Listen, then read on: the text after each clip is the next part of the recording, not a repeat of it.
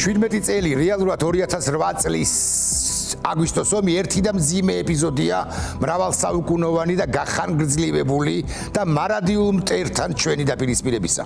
და მიუხედავად იმისა, რომ 1801 წლიდან ვიდრე დღემდე 10 წლეულების ყოფილა ეგრეთ წოდებული მშვიდობიანი, ვიმეორებ, ეგრეთ წოდებული მშვიდობიანი თანაცხოვრებისა, უფრო კი ყალბი თავსმოხვეული მშვიდობისა, ომი ჩვენ შორის, ომი არასოდეს დასრულებულა, მეთქი ამას ვამბობ და დავძენ, ომი დღესაც გრძელდება, იმიტომ რომ მტერი ქვეყნისა და მისი ნებისმიერი ფორმაციის ხელისუფლებისათვის დამოუკიდებელი საქართველოს არსებობა, პრობლემა და გამოწვევა. გამარჯობა, მე ვარ ირაკლი ტაბლიაშვილი, ეს არის კონტექსტი, ჩემი საავტორო გადაცემა, რომელსაც ვაგრძელებ ასე, მიაქციეთ ყურადღება, როდის იყო მეტნაკლებითი და მშვიდობად წოდებული ფარსი საქართველოსა და რუსეთს შორის.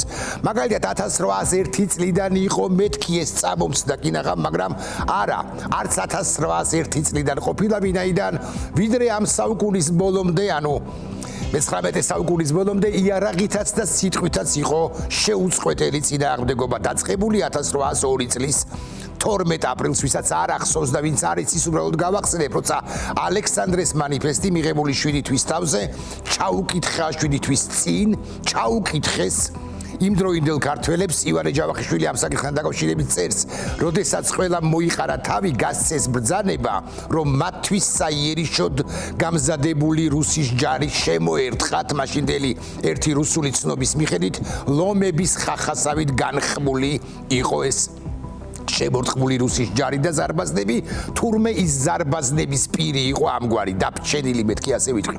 გენერალმა კნორინგმა ამის ნახველ ხალხს წინადადება მისცა რუსეთის ქვეშევრდომობისა და ერთგულების ფიცი მიეღოთ. ქართველობა გაოცებული და აღშფოთებული იყო ასეთი უმსგავსო საქციელით და უარი თქვა რასაკვირველია ამ ყველაფერზე და გამბედაობა გამოიჩინა, რომ გარშემორტყმულ ჯარს არ შეუშინდა და ძალით ფიცი არ მიიღო და ეკლესიისგან გავიდა. მაშინვე გასცეს ბრძანება იმის თაობაზე, რომ უკმაყოფილონი დაეჭირათ და ციხეში ჩაესვათ. რატომ ხვები ახლა მე-19 საუკუნის დასაწყისის ამ ისტორიას, უბრალოდ გიხსნით, რომ მაშინ დაიწყო ესეთი არსებითი წინააღმდეგობის გაწევა რუსეთისათვის და გრძელდება დღემდე, მეთქი ვიტყვი ასე. დიახ, ეს იყო ალბათ პირველი გაპროტესტების აქტი, თუმცა უკვე შემდგომ პროტესტი აჯანყებებშიც გადაიზარდა, იცით თქვენ იმერეთის აჯანყებები, კახეთისა, იცით თქვენ ხალდეს აჯანყება 1875 წელს თუ არ ვცდები, იარაღიც აისხეს ქართველებმა და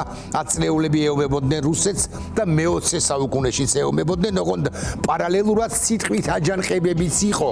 პირველ ყოვლისა, რასაკვირველია, ილიასი და მისი თანამედროვეებისა, აკაკისა, რომელიც წერდა, რომ დამეხსენი ჩრილოელო და ვაჟასის, მაგალითად, რომელიც წერდა, რომ ნუ თუ რუსეთი არ არის საშიში მეზობელი ჩვენთვისო და კიდე უამრავ რამეს წერდნენ და წერდნენ.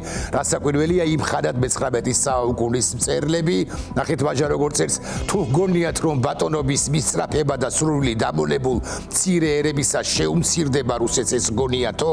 არადა 9-ჯერ არაო, აპეკუნობა, რაც არ უნდა კარგი აპეკუნი იყოს, იგივე ანუ რუსეთიო აჩლუნგებს ერის ძალღონეს და თვითცნობიერებასო, დიახ, დააჩლუნგა დღევანდელ ვითარებაში ქართული რუსული ოცნების გონება, მეთქი ასე ვიტყვი, აპეკუნებმა დააჩლუნგეს ამ ბრეინვოშინგით და გამორუსეთობით, რომელსაც უწყობენ მათაც და უწყობენ საზოგადოების ერთ ნაწილს და ესმის კი ვინმეს ახლა ვაჟასი აქ დე-ფაქტო ხელისუფლებიდან ესმის კი ვინმეს და მე გეტყვით, რომ ჩემი მოსაზრებით არ ესმის. დავუბრუნდეთ ახლა მთავარ აზრს.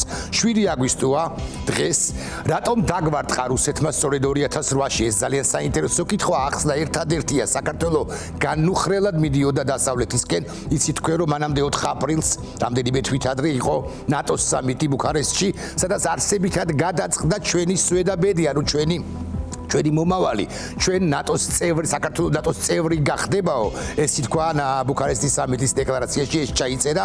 რუსეთს ჩვენი ქვეყანა როგორმე უნდა შეეჩერებინა და აგვისტო ალბათ იყო საუკეთესო დრო ეგრეთ წოდებული დამაშნია ზაგატოვკის შესრულებისათვის პუტინს ააკეს ნათქვამი, მე არ ვიგორებ ამ სიტყვებს. ასევე ცხადზე ცხადია, რომ რუსეთს ჰქონდა განცდა დაუსჯელობისა და დიახ იმ ხანად, ანუ 17 წლის წინ, 20 წლის წინ უფრო თამამი რომ ყოფილიყო დასავლეთ დასავლეთი, მაგალითად ნატოში გაწევრიანების სამოქმედო რომ მოეცა იმავე ბუქარესტის სამიტზე აპრილში, ანუ ვინიც იქნება და რუსეთი ასეთი ბრუტალური არც იქნებოდა, მაგრამ შეიძლება მეც ვაჭარბებ. ახლა მეპი ვერ იქნებოდა უსაფრთხოების ქოლგა, დასავლეთში მხოლოდ სრული, ნატოში მხოლოდ სრული ინტეგრაცია იყო, არის და იქნება უსაფრთხოების და თავისუფლების გარანტი და ჩვენ რასაკვირველია უნდა მივდიოდეთ არა მხოლოდ ევროკავშირისკენ, არამედ ნატოსკენაც, რომელიც ასე შემოავიწყდა საზოგადოების ერთ ნაწილს გარდა იმისა, რომ შემოავიწყდა ხელისუფლების დე-ფაქტო ხელისუფლებას. ახლა ერთი მეტად საინტერესო კითხვა უნდა დავსვა, როგორ გგონიათ,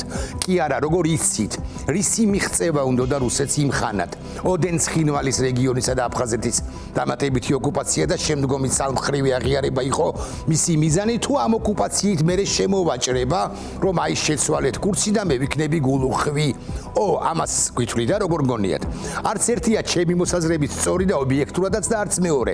რუსეთს საქართველოს სრულიად საქართველოს დანგრევა უნდა და გრუზიად გარდაქმნა მეთქი ვიტყვი ასე, როცა ცენტრალური ხელისუფლების ჩამოშლა მოხდებოდა, რაც თქვა კიდე კონდოლიზა რაისმა პრინციპში, თუ ის ჩამოიშლებოდა და ახალი კი მოვიდოდა, აი წინა ხელისუფლების, სააკაშვილის ხელისუფლების ნაცვლად მე ეჭვი მაქვს, რომ მაშინაც ივანიშვილი იყო თადარიგში, ივანიშვილი და არა პატარკაცშვილი ან ვინმე სხვა, უბრალოდ ამ ეჭვს ვერ დავამტკიცებ ახლა. მოკლედ, ახალი თუ მოვიდოდა, ის ვასალი უნდა ყოფილიყო, ვასალი იქნებოდა. საბედნიეროდ იმხანად ეს ვერ მოხერხდა, მუცელღორა რუსეთი, მუცელღორა ქვეყანა და ისედაც დაპყრობილი ტერიტორიები დაიმაგრა მან, რაც საკვირველია სხვა ტერიტორიების მიერთებაც სოფლებისა მოახერხა 217 თუ არ ვწდები სოფელი დავკარგეთ. ცხადია დაგვანგრია, მაგრამ საქართველოს სახელმწიფო როგორც ასეთი არ ჩამოშლილა, ამას ვამბობ ხაზგასმით და ამაში ლომის წილი დაიდო, რაც საკვირველია ქართულმა ჯარმა, აგრეთვე იმჟამინდელმა ხელისუფლებამ, აგრეთვე დასავლეთმა და კონკრეტულად ამერიკის შეერთებულმა შტატებმა თავდასხმის სუბიექტად ქცეულმა ქვეყანამ დღეს და ახლა ვინმე უგვანების, ანუ ქართულგვარიანი, კი არა, რუსულგვარიანი, ქართულგვარიანი რუსების მიერ უკაცრავად ასე ვიტყვი. დიახ, რომ არა ჩვენი ჯარი და ამერიკის შეერთებული შტატების ხადია პოლიტიკური ხელმძღვანელობაც, რომ არა მე-6 ფლოტი შემოსული და ეს არის უსაინტერესო ეს ისტორია, როგორც შემოვიდა მე-6 ფლოტი შავ ზღვაში, ცის გადაკეტვა, ჩაკეტვა და პუტინის იძულება შეეწყვიტა საქართველოს განადგურება, დღეს ჩვენი ქვეყანა თამამად ვიტყვი, უფრო სუსტი კი არა. ალბათ მაინც აღარ იქნებოდა როგორც სუვერენული ქვეყანა, თუნდაც სუვერენიტეტის ამ ხარისხით. უფრო ზუსტად თავქმედაღმართი, აი, რომელიც დაიწყო 2012 წლიდან, ახლა უკვე დაწყებული და უფრო სწრაფადაც იქნებოდა განვითარებული. თქვა ამის თქმა ჩანს აუცილებელია და ამის შეხსენება აუცილებელია. ასევე უნდა ითქვას, რომ 2008 წელს რუსეთის შემოიჭრა და რუსეთმა დაიწყო კიდევ ერთი მორიგი ომი და ამას თქმა უნდა იმიტომაც, რომ ტვინთა რეცხვის, აი ბრეინვოშინგი რო ქვია, დიდი კამპანიის გამო სამწუხაროდ ქართულთა საქართველოს საზოგადოების ერთ ნაწილს ეს ყველაფერი აღარ ახსოვს. და ეს ყველაფერი, ეს ბრეინვოშინგი რასაკვირველია იმართება ტვინთა რეცხვის კამპანია, იმართება რუსეთიდან დღეს. მდგომარეობა გვაქვს ასეთი, წულუკიანის კომისიამ, ეგრეთ წოდებული დასკვნით თქვა, ანუ ივანიშვილმა თქვა რეალურად, რომ ომში დამნაშავე არის წინა ხელისუფლება, ანუ საქართველო. და მიუხედავად იმისა, რომ ქვეყანას ასე ღიად არ დანაშაულებენ, ეს მაინც ქვეყნის დადანაშაულება, იმიტომ რომ იმჟამინდელი ხელისუფლება იყო კანონიერი, განსხვავებით დღევანდელისაგან სხვათა შორის, და როცა კანონიერს ძდებ ბრალს, გამოდის რომ ქვეყანას აბრალებ და ესეც FSB-ს მორიგი კიდევ ერთი შეკვეთა ამათთვის, ამ ქართულგვარიანი რუსებისათვის. საქმე ისაა, რომ ივანიშვილი სამხრეთ ოსეთელებისათვის კი არა, ანუ იმ პირებისთვის, რომლებიც რუსეთს ემსახურებიან, ანუ შესაბამისად რუსეთისათვის ბოდიშის მოსახდელად ემზადება, ეს დაგვიანონსა ვიდრე 26 ოქტომბრის არჩევნებამდე ეს თქვა კიდეც იმ ქალაქში, საიდანაც ახლა თქვენ რეპორტაჟს უყურებდით ლელოს პრეზენტაციას. ყველაფერი მიშას ბრალია ამის თქმას აპირებს ივანიშვილი, თორე ჩვენ რამ გაგყო ჩვენ და რუსები ამის თქმასაც ამასაც დასცენს მერე. ამას ამბობს და მომავალში კიდევ უფრო თამამად იტყვის ბორია ივანიშვილი, მეთქი ვიტყვი ახლა ასე, რაც სრული დესაქართველოიზაციის კიდევ ერთი აკორდი იქნება, ვიტყვი ხმამაღლა ამასთან, რაც არ უნდა არგუმენტი დაუხთოს ამ პოლიტიკას, მან ოლიგარქმა რუსეთიდან უნდა იცოდეს, რომ ჩვენ მის ამ რიტორიკას თუ ამ პოლიტიკას და რიტორიკაც ხადია პოლიტიკის ნაწილია არ შევეგუებით და ხშირ შემთხვევაში დავცინებთ კიდეც. და ბოლოს კიდევ ორი პასაჟი, პირველი ომი უკრაინაში, არსებითი გაგრძელებაა საქართველოში მომხდარი ომისა. უბრალოდ უკრაინა როგორც დიდი ქვეყანა, რუსეთს, მოდი ვიტყვი ასე, ყელში გაეჭხირა, ვერ ამარცხებს, ყოველ შემთხვევაში ეგრეთ წოდებული SVO-ს მიზნები შესრულებული არ არის და ანუ სპეციალური სამხედრო ოპერაციისა და რუსეთი როგორც სტრატეგიულად ისე ტაქტიკულად მარცხდება, მეთქი ამას ვამბობ. და ეს აქვე ვიტყვი, რომ ეს ყველაფერი მაინც არის ერთი დიდი ომი, ანუ ომი უკრაინაში და ომი საქართველოში, მრავალწლიანი ომია, ორი ფრონტია, უბრალოდ ერთი ომი და ორი ფრონტი, ასე ვიტყვი და მიუხედავად იმისა, რომ ჩვენთან აქტიური ომის ფაზა არ მიმდინარეობს, ეს არ ნიშნავს, რომ ჩვენ მასში არ ვართ. ჰიბრიდული ომის ყველა სხვა ელემენტები ყველა სხვა ელემენტი რუსეთს აქაც ამოქმედებული აქვს და ეს ფაქტია. ოღონდ ჩვენ კიდევ უარეს დღეში ვართ, მეთქი ამას ვიტყვი ხმამაღლა, სხვა მხრივ უარეს დღეში ვართ, იმიტომ რომ აქ ხელისუფლებად წოდებული კლასი მტრის სამსახურშია. იქ უკრაინაში ხელისუფლება მტრის წინააღმდეგ და სულ ბოლოს, ვიდრე თავდაცვის ყოფილ მინისტრს ახლა დავბადიჯებ დავით სიხარულიძესთან, დავიწყებდა ახლა საუბარს, ბოლო რემარკა, თუ გახსოვთ დასაწყისში მე ვთქვი, რომ 1801 წლიდან ვიდრე დღემდე 10 წლეულების ყოფილა ეგრეთ წოდებული მშვიდობიანი თანაცხოვრებისა მეთქი, უფრო კი ყალბი თავსმოხვეული მშვიდობა იყო მეთქი და ესეც არა ალბათ მართებული, იმიტომ რომ ბევრმა შეიძლება ჩათვალოს ასე, რომ თუნდაც ყალბი მშვიდობას ჯობს კონვენციურ ომს. არა მეგობრებო, რუსეთი ომს აწარმოებს მაშინ, როცა ჩვენ ვართ სუსტები, როცა ჩვენ საქართველო და არა გრუზია გვქვია. ყალბი მშვიდობა და ელარჯის ასე მაგალითად წელვა რუსებისათვის ხო გრუზიაში ხდება ეს, თუ გრუზია ხარ, წელეთ რამდენიც გინდათ.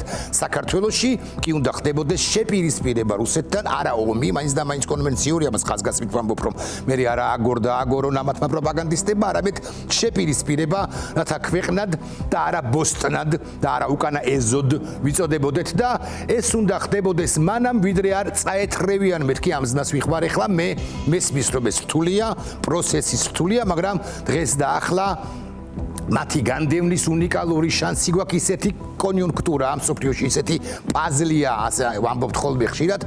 ეგაა მხოლოდ რომ სწორედ დღეს და ახლა ჩვენ მოსკოვი გვმართავს სამწუხაროდ